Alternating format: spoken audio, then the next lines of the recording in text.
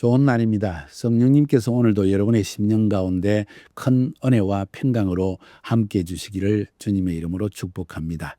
오늘은 느헤미야서 3장 말씀을 통해서 성령님께서 주시는 음성을 들을 수 있기를 바랍니다. 3장은 한 두 번 정도로 나누어서 오늘과 내일 말씀을 나누려고 합니다. 먼저 3장 전체의 말씀을 여러분이 읽어보시고 저를 따라 이 말씀을 한번 연구해 보시기를 바랍니다.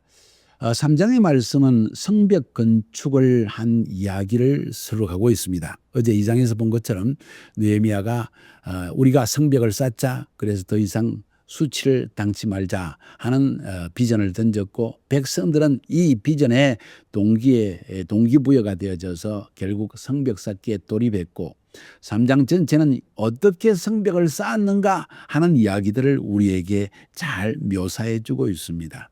오늘 본문의 말씀을 보면 백성들이 모두 동참해 가지고 성벽을 잘 쌓았구나 하고 그냥 쉽게 생각해 볼 수가 있습니다. 그러나 오늘 본문을 자세하게 살펴보면 그것을 넘어서서 귀중한 느헤미야의 사역에 관한 리더십을 배울 수가 있는 것 같습니다. 사역에 관한 리더십. 그래서 오늘 이 3장을 통해서 저는 여러분과 함께 느헤미야가 보여주는 사역의 리더십을 두 번에 나누어서 오늘과 내일 한번 살펴보려고 합니다. 한 6 혹은 7가지의 사역의 원리를 배울 수 있는 것 같습니다. 오늘은 먼저 본문을 통해서 가장 기본적인 사역의 원리가 무엇인가 하는 것과 또 한두 가지 정도의 사역의 원리를 더 배움으로 오늘 말씀을 마치려고 합니다. 먼저 3장 전체를 한번 쭉 읽어보시면 제가 말씀드리는 것을 잘 이해할 수 있으리라고 생각되어집니다. 첫 번째, 우리가 하나님의 사역을 감당할 때 우리가 알아야 될 가장 중요한 것은 사역의 기본적인 원리가 있는 것을 알아야 됩니다. 그 기본적인 원리가 뭘까요? 오늘 성경에 보니까 대제사장부터 시작해가지고 여자들까지 모두가, 이스라엘 백성들 모두가 거의 한 명도 빠짐없이, 그냥 몇몇 사람 불평하는 사람도 있었지만은 모두가 성벽 쌓기에 완전히 돌입한 사실을 볼 수가 있습니다. 왜 그랬을까요? 한번 잘 생각해 보세요. 왜냐하면 이스라엘 백성들 전체가 대제사장부터 여자들, 심지어 아이들까지도 뭘 느꼈는고 하니, 이거는 하나님이 불러서 시키는 일이다. 하나님이 우리에게 모두에게 맡기신 일이라는 인식이 싹텄기 때문입니다. 저는 그것을 소명의 원리 혹은 부르심의 원리라고 말씀드리고 싶어요. 지금 우리 이스라엘 백성들에게 가장 중요한 일은, 우리 모두에게 필요한 일은 성벽을 쌓는 일이다. 그래서 우리가 우리 자신을 지켜야만 한다 하는 긴박감이 그들 가운데 들었고, 느헤미야가 와서 이러한 동기부여를 던졌을 때, 맞다, 이것은 우리가 해야 할 일이다. 우리가 지금까지 게을러서 방치한 일이었다. 이제는 해야만 한다 하는 분명한 인식이 싹텄다는 것입니다. 한마디로 말해서 이건 하나님이 불러서 시키는 일이라는 인식이 있었다는 것입니다. 일반적으로 볼 때는 각 사람은 은사를 따라서 일하는 것이 원칙입니다. 저는 설교를 참 좋아합니다. 또 설교에 은사가 있습니다. 그래서 설교할 때마다 하나님의 계시의 음성을 풀어주십니다. 저희 은사는 설교를 준비하고 설교를 말씀을 가르치는 일이라는 거예요. 저희 안에는 설교하는 은사보다는 행정적인 은사와 또 음악적인 은사, 워십의 은사가 강합니다. 그래서 자기의 은사를 따라 사역할 때 가장 효과적으로 사역할 수 있는 것을 저희들은 깨닫게 됩니다. 그래서 대부분의 시간, 일반적인 시간에 저는 설교를 준비하고 기도하고 말씀을 가르치는 일에 저의 모든 것을 다 바칩니다. 그것이 또 기쁩니다. 은사를 따라 사갈 때 기쁘고 효과적으로 일할 수 있습니다. 그런데 오늘 보니까 대제사장과 제사장의 사역은 제사를 지내는 일이 그들의 은사였습니다. 그런데 오늘 본문을 보면은 1절부터 살펴보면 대제사장까지도 다른 제사장들과 함께 지금 제사하는 일을 내려놓고 성벽 쌓는 일에 집중했고, 문짝을 달고 하는 일에 집중을 했다는 것을 볼 수가 있습니다. 자, 뭘 이야기하는 것일까요? 지금 성벽 쌓는 일은 자기의 은사는 두 번째 일이고 하나님이 불러서 모든 회중에게 하나님의 교회에게 공동체에게 주시는 가장 제1순위의 우선순위는 지금 하나님이 불러서 시키는 일인데 그것은 바로 예루살렘의 성벽을 쌓는 일이라는 인식이 싹트기 때문입니다. 여러분, 하나님의 부르심이 무엇입니까?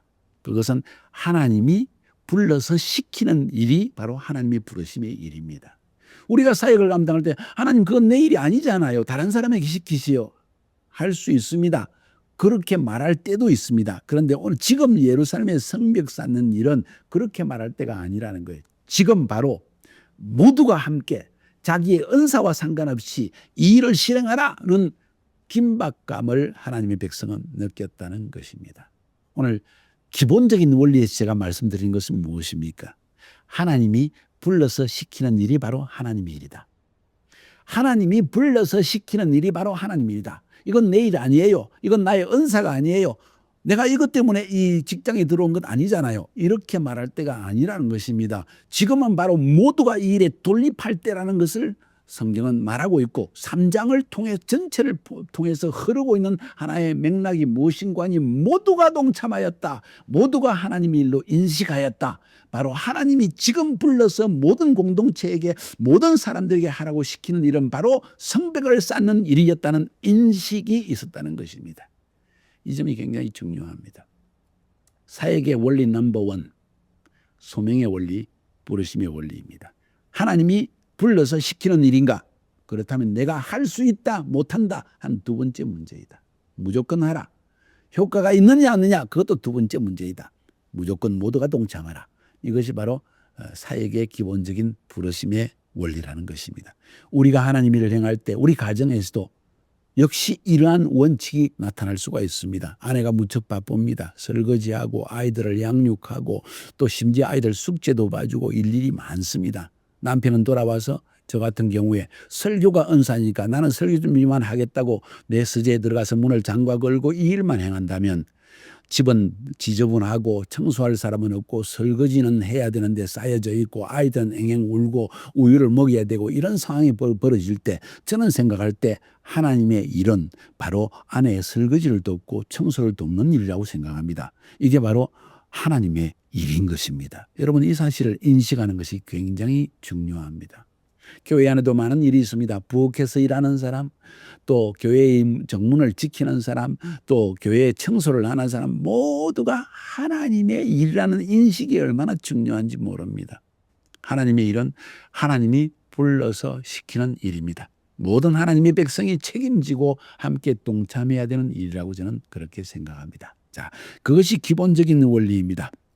두 번째 오늘 본문을 통해서 볼 수 있는 중요한 사역의 원리는 동역의 원리 혹은 협동의 원리라고 말할 수 있습니다. 오늘 3장에 보면 기록된 중요한 리더의 이름이 75명의 이름이 나오고 적어도 15가지 이상의 직업들이 나옵니다. 앞에 첫 번째 제가 기본 원리로 말씀드렸던 부르심의 원리와 연관해서 말씀드리면 하나님의 일은 한 사람만으로 되는 것이 아닙니다. 모두가 협력해서 모두가 동력해서 되는 일이라는 것을 우리가 볼 수 있습니다. 오늘 이 3장에서 가장 많이 나오는 단어가 뭔지 아십니까? 그 다음은 똑같은 성벽을 여기부터 이까지 그 다음은 누가 쌓고 그 다음은 누가 쌓고 그 다음은 누가 쌓았는데 그들은 다 다양한 직업의 사람이었다는 것입니다. 그리고 그들은 모두 동력해서 협력해서 이 성벽 쌓기에 집중했다는 사실을 오늘 성경은 우리에게 말하고 있는 것입니다. 이래서 그 다음은 한 이야기가 29번이나 나오면서 강조하면서 이 그 다음은 하면서 질서 있게 조화 있게 하나님의 성벽 쌓기가 맞춰졌는데 은사와 상관없이 그들은 동력하며 협력하면서 이어서 하나님의 성전을 하나님의 성벽을 지어나갔다 하는 이야기를 볼 수가 있습니다. 그 가운데 지도자도 있었고 아들도 있었고 딸들도 있고 높은 지위에 있는 사람 남자 여자 모든 사람이 동참했다는 것입니다. 오늘 3장의 12절에 보니까 그 다음은 예루살렘 지방 절방을 다스리는 자 그 다음에 아들 살룸과 그 딸들이 그 다음에 또 14절에 보니까 레갑의 아들 말기야, 그 다음에 15절에 미스바 지방을 다스리는 골호세의 아들 살룬이 중수하고, 그러니까 모든 사람이 협력하여 동참했다. 지위 고하를 막론하고 남녀를 분란하고 나이와 상관없이 모두 동참한 이야기를 우리에게 기록하고 있습니다. 아무도 방관하지 않고 동참하지 않는 자들도 있긴 있었지만 전체가 모두 동참해서 동역을 하면서 일을 행했다. 느헤미야는 이러한 동역 혹은 협력을 이끌어낸 지도자였다는 것입니다. 그렇습니다. 어떤 사람은 일하고 어떤 사람은 쉬고 있고 차 마시고 있고 농담하고 있다면, 잡담을 하고 있다면 이것 정말 다른 사람에게 시험 드는 일입니다. 그런데 오늘 느헤미야가 성벽을 쌓는 이 3장의 이야기를 들어보니까 모두가 동참하였다. 그 다음은 조화롭고 질서 있게 이 성벽을 쌓는 일이 지속된 것을 볼 수가 있는 것입니다. 저는 그것을 동익의 원리 혹은 협력의 원리라고 말씀드리고 싶습니다. 세 번째로 볼 수 있는 사역의 중요한 원리는 바로 집중의 원리입니다. 집중의 원리는 무엇일까요? 바로 앞에서 말한 것과 다 연관되어 있습니다. 각 사람이 자기의 은사로만 일한 것이 아니라 은사를 고집할 때가 아니고 함께 성벽을 쌓는 일에 모두 집중을 했다는 것입니다. 이것은 앞에서 말씀드렸던 부르심의 원리와도 연관이 있는 것입니다. 하나님이 불러서 모두가 함께 해야 할 일이라는 인식이 있었고, 그래서 그 일에 집중하면서 사역했다는 사실을, 일했다는 사실을 오늘 성경은 우리에게 말해주고 있는 것입니다. 나는 집안일이 바빠서, 나는 아이들 때문에 바빠서, 나는 학교 가야 되기 때문에 바빠서 모든 일을 내려놓고 그들은 집중해서 성벽 쌓는 일에 집중했다는 사실을 오늘 성경은 말해주고 있습니다. 우리가 특별히 하나님의 사역을 할 때 이렇게 집중할 때가 있는 것입니다. 전도에 집중할 때가 있습니다. 모두가 동참하여서 기도하에 집중할 때가 있습니다. 모두가 동참해서 제자화의 사역에 집중할 때가 있습니다. 그때는 모든 것을 내려놓아야 합니다. 나는 이것 때문에 바쁘고, 나는 이것 때문에 피곤하고, 나는 이 은사가 아니고, 그런 것이 아니라는 것입니다. 그래서 오늘 첫 번째, 두 번째, 세 번째는 사실 다 연관되는 것입니다. 부르심의 원리, 협력의 원리, 집중의 원리, 이 모든 것은 하나로 묶어서 돌아가는 것을 볼 수가 있습니다. 느헤미야는 위대한 리더였습니다. 백성들 전체에게 여기에 대한 인식이 있었습니다. 이건 하나님이 시키시는 일이다. 우리가 집중해서 나아가자. 그리고 우리가 모두 협력하여서 성벽을 다 쌓아야 한다. 서로 이어서 그 다음 연결해서 하나님의 사역을 마쳐야 된다는 인식이 그들 가운데 있었다는 것입니다. 하나님의 공동체 안에 이런 인식이 있다면 하나님의 사역은 아주 효과적으로 빠른 시간 내, 그리고 하나님이 기뻐하시는 방법으로 성취되어지리라고 생각합니다. 승리하시기를 주님의 이름으로 축복합니다.